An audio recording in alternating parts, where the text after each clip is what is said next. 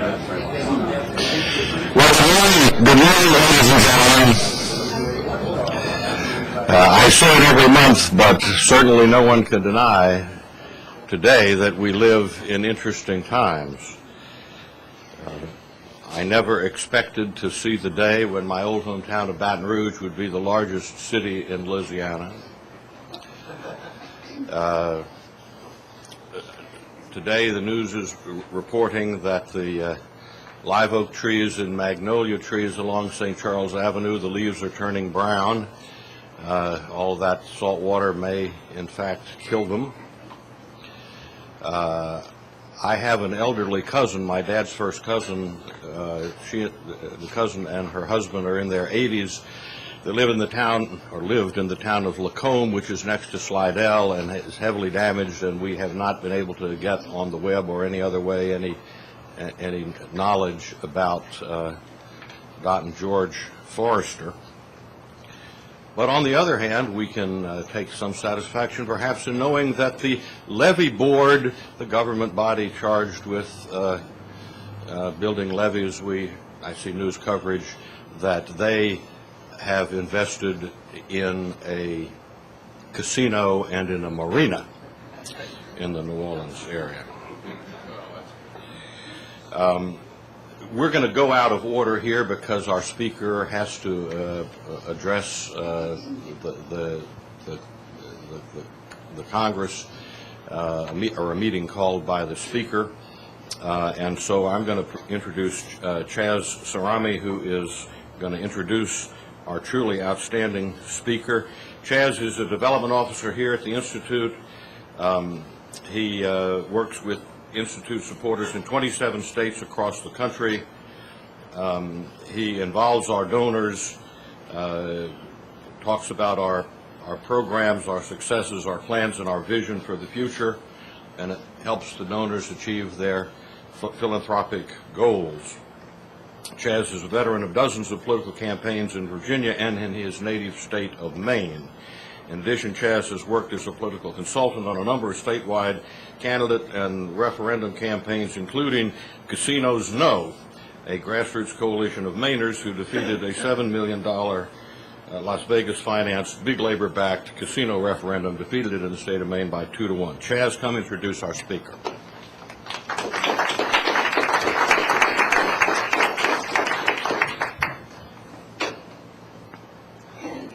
One of my 27 states happens to be the state of Louisiana, and we're cherished to have some great supporters from Louisiana. We're thinking of them all in these times. Congressman Jindal's biography easily reads like that of a lifetime worth of accomplishments. One could certainly claim heading the Louisiana state's healthcare system and turning a Medicaid deficit into a surplus as a pinnacle achievement of their career. He did it at 24. At 26, he was appointed executive director of the National Bipartisan Commission on the Future of Medicare. At 27, he went back to Louisiana to be the president of the University of Louisiana system. At 29, he became top advisor on health policy to President George W. Bush. At 31, he became his party's nominee for governor of Louisiana. At 33, he was elected to the United States Congress by the people of Louisiana's 1st Congressional District with more than 78% of the vote. He did this all while becoming a husband and a father of 2. I point out Congressman Jindal's accomplishments not only to show how much he's achieved at 34, but how much we should look to see him achieve over a lifetime. In these difficult and trying times for the people of Louisiana, they're fortunate to have a proven problem solver representing them in Congress. I introduce to you a rising star of our movement, Congressman Bobby Jindal. Thank you very much. It's certainly, Morton and Helen, it's certainly a privilege to be with you all this morning, to be with all of your friends this morning as well. You know, 2 weeks ago, during the evacuation of the settlements on the West Bank, I had the rare privilege and opportunity to be back in Israel. I'd been there once before, and I took a trip there. We had the privilege of hearing from Netanyahu. He came and spoke to us, and he was very eloquent, spoke for quite some time without any notes. The very first question he got after he finished speaking, one of our delegation members, a fellow colleague in the House, stood up and asked him about economic policy. He said, "Tell us how you revive the economy." And he kind of laughed and he said, well, certainly, he looked to the rest of us and said, do y'all want to hear about economics or do y'all want to hear about terrorism, what's going on in the West Bank? And the vote was overwhelming. People wanted to hear about the West Bank and what was going on with the settlement process. Well, I was here today originally to talk about health care, and I certainly am very happy to spend a few minutes towards the end of my talk talking about health care. I suspect you'd also be very interested in what's going on in my home state and how it's been on the news. I'd like to give you a slightly different perspective of what's happening in Louisiana. I mean, you can certainly turn on any national news network and find out about the rising waters and the devastating tragedy that hit my state. And you can certainly turn on the TV and find out that everybody's pointing fingers at each other. Did the governor ask for help quickly enough? Did the federal government respond quickly enough? And who's to blame? And there will be time to do all of that. Certainly, I will tell you this, as somebody who spent the last week literally in the waters and driving and boating and flying through the district and through the part of the state that was hit the hardest, the pictures don't do it justice. I mean, there's no way really to comprehend. There were many, many moments where it felt more like we were in a third world country rather than in the most powerful nation in the world. I mean, there's no way to capture people's suffering, but also there's no adequate way to capture people's heroism as well. I spent countless days in shelters watching just some of the most amazing acts of generosity and kindness. And there, again, the numbers will accumulate in terms of the billions of dollars of damage, the hundreds, maybe thousands of people that have died, and the other ways to calculate this kind of a tragedy. I want to focus on one unique aspect of this tragedy, and this is something some of you may have heard me hint at before, and that's my frustration with the bureaucracy. Those of us that are conservatives have often been frustrated by what we look at as some of the worst when it comes to government bureaucracy. Indeed, in healthcare, I've often talked about the 130,000 pages of rules and regulations in Medicare, the hour that nurses spend filling out paperwork for every hour that they provide health care. One of my favorite stories before the hurricane was talking about when my mother-in-law was visited by a home health care nurse. And my mother-in-law, who doesn't like to receive medical care anyway, was told by this nurse before she could provide care to my mother-in-law, she would have to spend 90 minutes filling out a form required by the federal government. My mother-in-law had private insurance, no Medicare, no Medicaid. She was paying for all this out of her own pocket with the help of her insurance company. And the federal government required her to fill out this form. The home health care nurse started asking her a series of questions. She said, do you own a weapon in your home? Do you use foul language in your home? And then she asked her, how often do you have sexual relations in your home per week?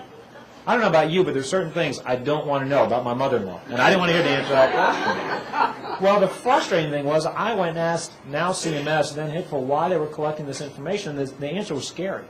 They said, well, you know, 10 years ago, a researcher told us this would improve the quality of health care. I said, well, that's fantastic. Has it worked? You've been doing this for 10 years. And they said, well, you know, he doesn't work here anymore. I said, well, what do you mean he doesn't work here anymore? They said, well, nobody really remembers why we asked that question in the first place, so we don't read the answers to that question. So for a decade, they were wasting thousands of hours, tens if not hundreds of millions of dollars collecting information that people didn't know what to do with. Now, the good news is they got rid of those questions, but the bad news is there are new forms, new questions, new regulations, new bureaucracy. So some people say, well, let's just put in better people, and let's just get rid of everybody that works there, and the whole place will. If you say something like that, you miss the fact that it's not just that we've got the people that work there are hardworking and in many cases well-intentioned. It's just we've created a bureaucratic system that doesn't work. Well, that's how I feel in the first stage of the response to the hurricane. And I want to give you some specific examples. It's easy to rail against red tape and bureaucracy in the general. I want to be very specific about things that didn't work. But I'm not going to just be here to be critical. I also want to tell you about what did work. And there's some amazing stories that really show you what can work when we put our minds to it. But let me first give you stories of what didn't work. In the first days after the hurricane, I got a call from a company. And I said, we have some employees that are stranded in downtown New Orleans. We've got 3 hours to pick them up. The water's rising. In 3 hours, we can't get them. Now, this is a company that's flown missions halfway across the world, coincidentally. They had employees trapped. You may remember during the Iranian hostage crisis, and they arranged, even then, they went and got their people out. And so they were dedicated. They were going to get their people out. And so they said, we need your help. We can't get permission to go. And so I thought, well, this is ridiculous. We ain't getting permission to go. And so I went and called FEMA. And I said, all right, well, you guys are in charge. We've been told you're in charge. I don't need a helicopter. I don't need a pilot. All I need is permission. They're ready to go. They'll pay for everything. They don't want anything. They're ready to go do this. FEMA said, well, you know, FAA controls airspace. I said, okay, well, I called FAA. FAA said, well, no, the military controls the airspace. Well, I called the military. The military said, no, you got bad information. FEMA controls the airspace. I got in my car, drove to the state headquarters with emergency preparation, one of these first responder fusion centers that we spent a lot of money building to try to cut through the bureaucracy, got to a FEMA person, face to face, introduced myself, said, look, I'm a member of Congress, this is the situation, these people need permission to go. He said, well, I really don't know who could give you that permission. Give me a little bit of time. It might take a few days while I get back to you. I called the pilot up and I said, go. I said, if you get in trouble, tell them I told you to go. I said, sometimes you need to ask for forgiveness, not permission. This is ridiculous. I said, to stay out of the way. I mean, don't get in the way of Coast Guard helicopters, but go. They went, they rescued their people. There's a mayor in my district who got hit, whose city got hit hard by this hurricane, called up FEMA and said, we need food. He said, my people are starving. I understand that y'all had to prioritize New Orleans. Now that y'all have evacuated New Orleans, we still don't have food. Could you please send us something? The guy that answered the phone said, well, you know, I'm going to have to, my supervisor has to make that decision. I can't make that decision. Well, the mayor was desperate, said, well, I'm not going to get off the phone until I talk to your supervisor. You know, get him on the phone. I need to talk to somebody who can make a decision. Well, the guy said, all right, and put him on hold for 45 minutes. The mayor stayed on hold for 45 minutes. The guy comes back after 45 minutes and says, I've been told I don't have the authority to put a phone call into my supervisor. What I can do for you is I can write a memo for you. He's telling the mayor with starving people, this is what I can do for you. I can write a memo for you. I went literally in a truck, in a 4x4, just so that there was no communications, no phones, nothing was working. Got to a sheriff in a parish that was underwater without electricity. He said at one point we called for help. And the response we got when we called for this help was, we can't take this by phone, you have to send us an email. He said, I'm underwater without electricity, and they want me to find a computer where I can send them an email. I met a group of volunteers from Michigan. They told me these were sheriff's deputies that decided to come down to help. And they said, you know, we were told Louisiana doesn't need help. We're going to stop you at the border if you try to come down here. Now, fortunately, they broke the rules, got down there, and decided to help. As of 2.5 days ago in Plaquemines Parish, something Morton will recognize and Helen will recognize, one of the parishes was hit hardest, 10, 12 feet of water almost instantaneously. One of the lowest lying pieces of land in the state. Some of that parish will never come back. It's gone forever. It's lost to the ocean, will never come back. They didn't have tetanus shots a couple of days ago. They had first responders that have been in that water for days. And you've been reading about how dangerous it is. They still don't have tetanus shots. Talked to a guy in California who a week ago wanted to send an airplane full of supplies, physicians, medicine, everything else. Couldn't get permission to come. You'll hear horror story after horror story, and I'm not here to point fingers. I think there's plenty of blame to go. And I really, honestly, at this point, I don't care if our governor didn't ask for help quickly enough. I don't care if the feds didn't respond quickly enough. There'll be a time to figure that out, and I hope people do figure that out. What I'm frustrated about is that after 9/11, when we've been through a national tragedy, we didn't learn something. You know, all this talk about the fire department and the police department not able to talk to each other as they ran into the burning buildings, the Twin Towers in New York. They still don't talk to each other in Louisiana. Their radios still don't work. They still can't communicate with each other. 4 years and billions of dollars later. My frustration is that there wasn't a sense of urgency on the ground. Too often it seemed like people were saying, well, this is what the rule book says. Instead of just saying, we got to save lives, we'll figure it out later. We'll figure out what rules we broke later. People seem intent too often in saying, well, that's not in my job description. We have a town called Bogalusa in Washington Parish. Again, we sent volunteers there a week ago, 5 days, 6 days ago. They told us that the only hospital that's open here, we don't have any pharmacies functioning, we don't have anything else functioning, is on emergency backup power. The only thing that's open is their emergency room. We can't keep open the physicians' offices, the surgery rooms, nothing else. We went to FEMA in person and said, we need to get them generators. 5 days later, nothing. We went back there and said, what happened?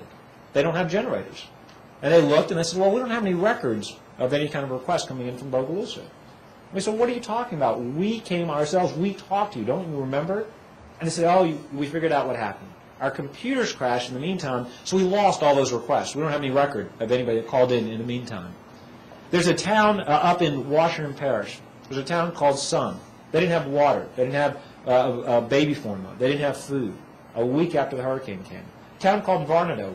When we got there, I sent volunteers and my district staff in a 4x4. They got to Varnado, Louisiana, Washington Parish. When they got there, literally 36 hours or so ago, They said, you're the first people that have come here. We've been cut off from the rest of the world. 30 people have died. No power, no water, no food. We went to a church, organized a relief drop-off, went to FEMA and said, what happened? And they said, well, they didn't have communications, so we didn't know what they needed. So we were waiting for them to contact us. They were waiting for them to contact them? Again, and I don't want to, I'll stop here because I could probably depress you, and I don't mean to pile on the one agency. There's plenty of culpability to spread around, but I also want to tell you what did work, because there were things that worked that I think should serve as a model. The Coast Guard was heroic. Our wildlife and fisheries agents on the ground were heroic. They went out in boats in the first 24 hours, rescued 3,000 people out of the water. We had sheriff's deputies that 7 days into this hurricane hadn't taken showers, hadn't been relieved, didn't have electricity, didn't have any supplies, didn't know about their own families, didn't know about their own homes, and were still rescuing people out of the water. You had people in Blackwell and St. Bernard Parish who were going in the water without any concern for their own safety. I saw the sheriff driving around in a truck. There was no glass in his windshield. There was a guy with a shotgun in the back to protect him. Didn't care about his personal safety. There are churches literally in Baton Rouge, where Morton and I are both from, Helen and I are all from. I was born and raised there. My kids were all born there in the same hospital I was born. There was a church there on just the most eastern tip of town. In the immediate minutes and hours after the hurricane, without waiting for anybody to come and set up a shelter, they would put up hand-lettered posters on the side of the interstate saying, if you need a bed, if you need a meal, if you need a glass of water, come to this church. We'll open our doors. Immediately afterwards, there were people that went on TV, opened up their homes. There's an internet network where people have said, we have an extra bedroom in our house. Literally, people saying, we'll take in complete strangers. Come sleep with us. Come sleep in our children's bedroom. Come sleep in our guest rooms. Come sleep in our living rooms. We've got we got space in our floors. The private sector has been amazing. We called up Ford Motor Company, and I'm going to pick a few companies. This isn't to pick on their competitors, but these are some that have been incredibly responsive. We called up Ford Motor Company and said, you know what, we've got sheriff's deputies riding out there without response emergency vehicles. Immediately they said, here are 120 vehicles more are coming. Don't worry about it. We'll pay for everything. We'll deliver them. We'll get them to you. You just give us a list of what you need. Called up Verizon, said there's a 400-foot communications tower knocked out. 4 parishes can't talk to each other. I literally went with sheriff's deputies in person to see what other sheriffs needed. That's the kind of improvised communication system. Mayors banded together, sheriffs banded together, local officials cared for each other. They said, don't worry about it. We'll figure out how to get their communications back up and running. Lamar Advertising, a national advertising company, said, we'll donate tarps so we can put it over people's homes to keep the rainwater out. They gave us a building so my staff could continue working around the clock. There are just stories after stories of private companies that have said, in Jefferson Parish, Walmart, Sam's Club basically went to the elected officials, opened their stores, and said, take whatever you need. I've had parish presidents tell me we would have starved if it hadn't been for those companies. They said, don't worry about writing it down, don't worry about charging it, just take it. Whatever you need to survive, just come into our stores, come into our warehouses, take the food, take the water, take the supplies. Take what you need. There are stories like this that warm your heart. There's stories about first responders, about churches, about private companies that said, we're not worried about the rules, we're not worried about the regulations. The Walmart guy didn't say, well, let me call Arkansas and see if I'm going to get in trouble. He didn't say, well, you're going to mess up my inventory control. I don't know how I'm going to account for the missing bottles of water. We called the Healing Place Church. We called Chapel on the Campus. We called Catholic Charities. We called the Baptist churches. We called all these faith-based organizations. Not one of them said, we're full, we can't do any more. Not one of them said, we don't have a lot of money. They all said, sure, we'll figure out how we'll pay for it later, but absolutely we're going to respond. The Jewish community of Baton Rouge went in house by house to find missing Jewish survivors. Flew them to Florida to try to take care of them. One synagogue organized this effort. They said, we don't have much, but we're going to take care of our brothers and sisters. You know what's ironic? Months ago, before this storm hit, I had to file a bill saying to FEMA that you should pardon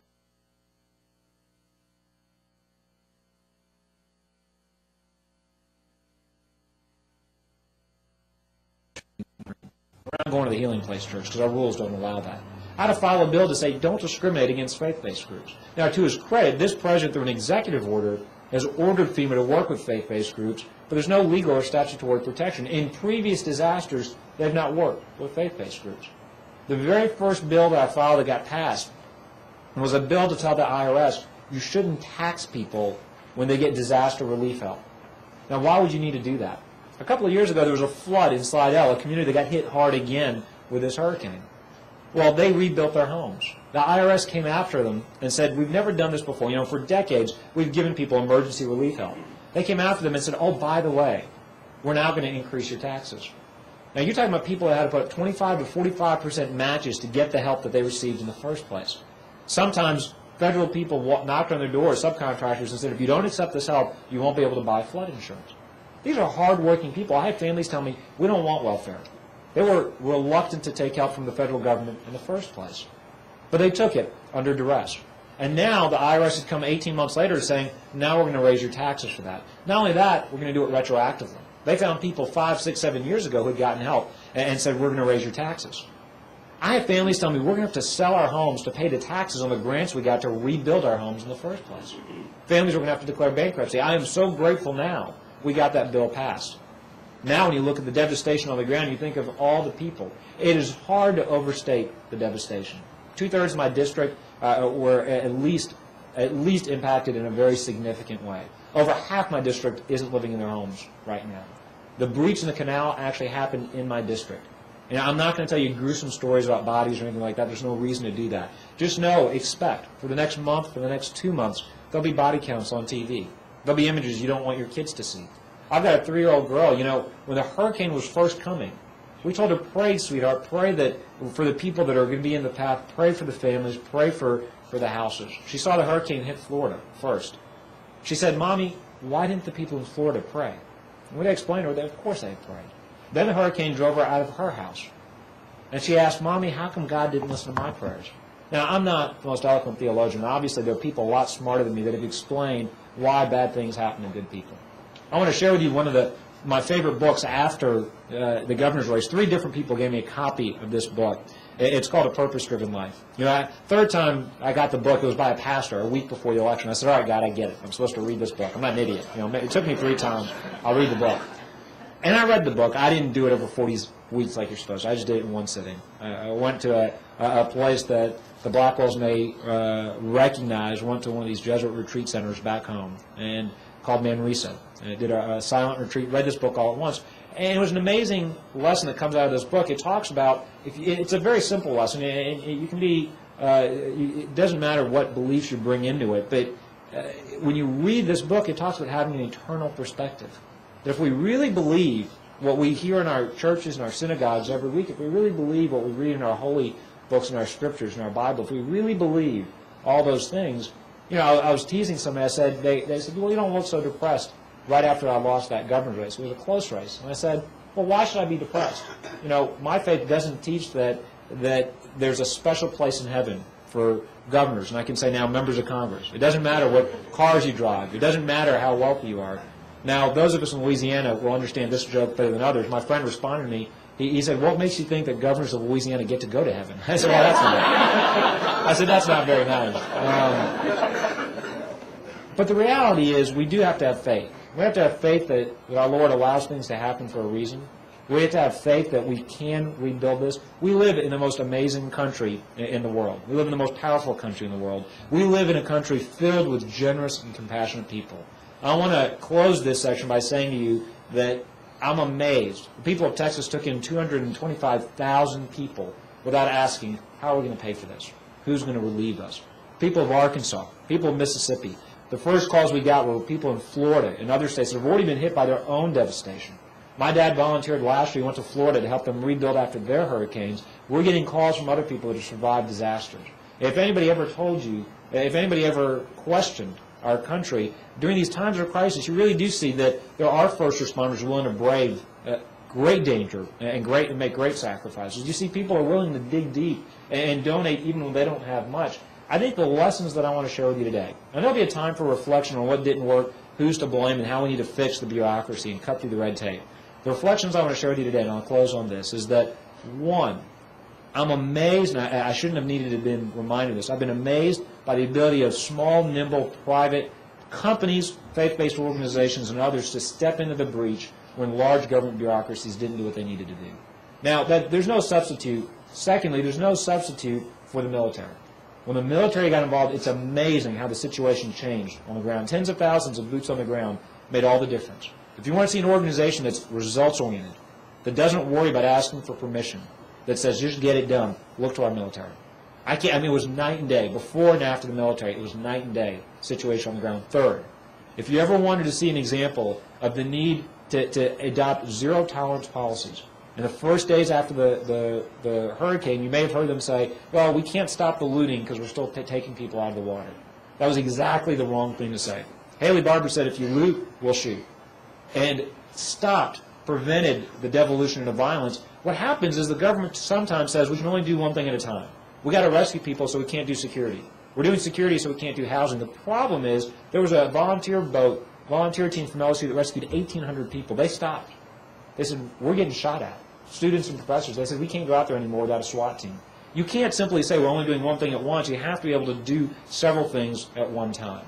Surely rescuing people is the most important thing, but it shouldn't stop you from doing housing and security as well. And then finally, I think the importance of having somebody, one of the things I said to the President, we need to have somebody in charge. I don't care if it's Colin Powell, I don't care if it's Rudy Giuliani, I don't care who it is.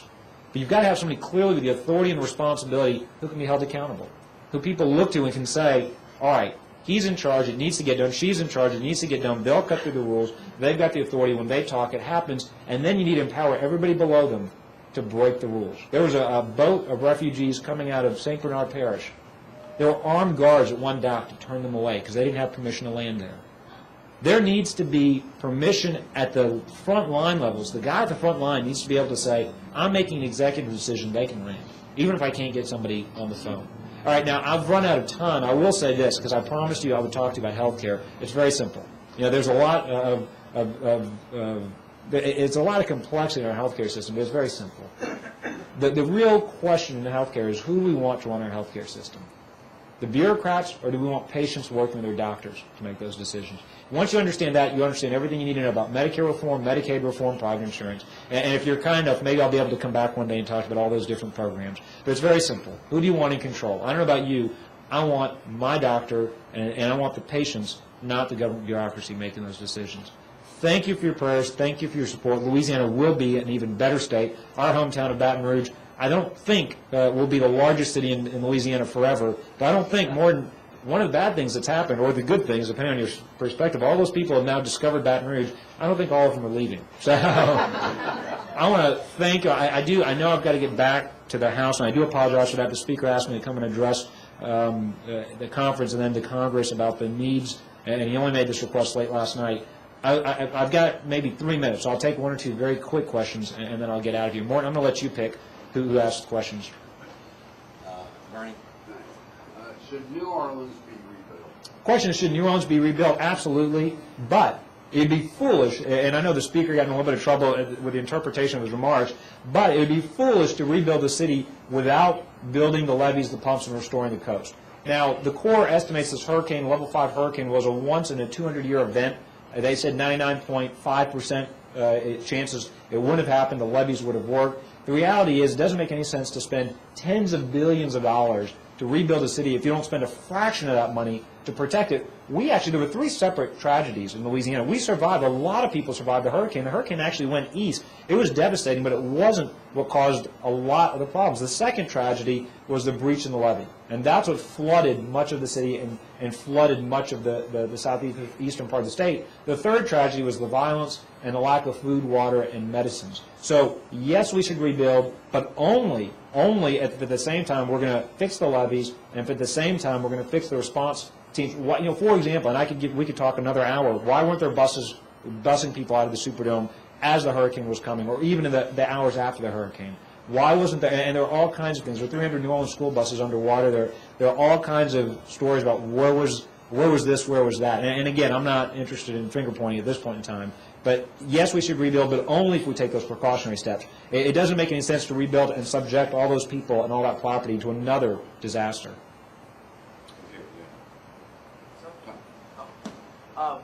I'm actually delivering a message from the DEA in Mandeville, and they said, hands down, I'm very good friends with an undercover agent that lives out there, and you have been phenomenal. Everyone else, you are the leader that everyone is looking to. you're not the one in front of the media looking for the FaceTime. So I'm kind of delivering that thank you message from them. Well, thank you. They said anytime that you wanted to visit over there, you're welcome. So. Well, thank you. Thank you. Well, I'll be there as soon as we get done here. I'm going straight to the North Shore. Thank you. You want to do one more? One more? Yes. Yeah, I'm a Tulane graduate, class of 2002, and again, I kind of want to follow up with that. You were a very comforting face to all my friends. And I just, what is the best way for, I've got friends, I've got family, and that's where I'm from, that are in, private industry and want to do something to help, and, small businesses, aren't necessarily, they're trying to get in there and they want to be able to do business, and they want to help us rebuild that way. What's the best way? Absolutely. That's a great question to end on. I know that there's been a lot of talk about making sure the businesses and the jobs come back to New Orleans, and that's very important. Look, before this storm, Louisiana and New Orleans had a lot of problems. We had one of the worst tax codes when it comes to being business friendly, one of the 5 worst legal systems, a broken public education system, and all kinds of perceptions and realities in some instances of public corruption that kept businesses away. Now, having said all that, I look at this as a great opportunity to rebuild. If we spend billions of dollars to build the 49th best education and healthcare system, to put those back, shame on us. I mean, my challenge to the conference yesterday was, we've got some great ideas about building community schools, giving people real choice, allowing small businesses to flourish. Let's put those ideas to work. And instead of just rebuilding what was there before, in terms of small businesses and how can people help, one of the things that's been talked about, there's already electricity back to parts of the central business district. The French Quarter was relatively dry, so you'll see the heart of the business community start to come back. It'll be very important to help small employers get back on the ground. We do absolutely need those small businesses that are going to have trouble getting capital. They're going to have trouble getting access to their insurance, their bank. Not that money is gone, but they're going to have trouble in the next several weeks getting access to that. On the ground, there's several not-for-profit groups. There's been a lot of attention on the American Red Cross. If people want to help the American Red Cross, I would certainly encourage them to do that through their NOLA fund, because that money will actually stay on the ground instead of being used for something else. There's something called, and we can get you all these names, there's something called the PRC, which is a group of churches and pastors that are formed together across the state and then ultimately across the country to get resources directly to people. But to your question, something I think is critical, and I'd ask the business community to help lead this, I don't think there's been nearly enough thinking done about how can the business community, I know the Baton Rouge Chamber of Commerce, for example, is providing housing, computer networks, and other support to people that are trying to get it off the ground, businesses that are fled New Orleans that don't have the resources to restart. So right now, the only organization that I know that's really focused on helping small and other businesses get back on their feet and get back to New Orleans is Stephen Moray at the Baton Rouge Chamber of Commerce. And there may be other organizations, but I think that's a great project for the business community, and certainly we want to help with that as well, because I think that sometimes what gets neglected, there'll be a lot of attention rightfully on social services and things like that, but if the businesses, if the jobs don't come back, you can rebuild New Orleans, but there won't be anything to bring people back. So in the short term, I'd encourage you to contact Stephen Moray in the Baton Rouge Chamber of Commerce. He's got, and others in the Baton Rouge Area Foundation. Baton Rouge is the biggest community closest to New Orleans that wasn't devastated, and so you're seeing that that's kind of the first line of response. I want to thank you. I apologize for leaving so quickly, but again, do know I would love to be able to come back at some point and talk to you about healthcare, which was my original topic. Thank you all very much.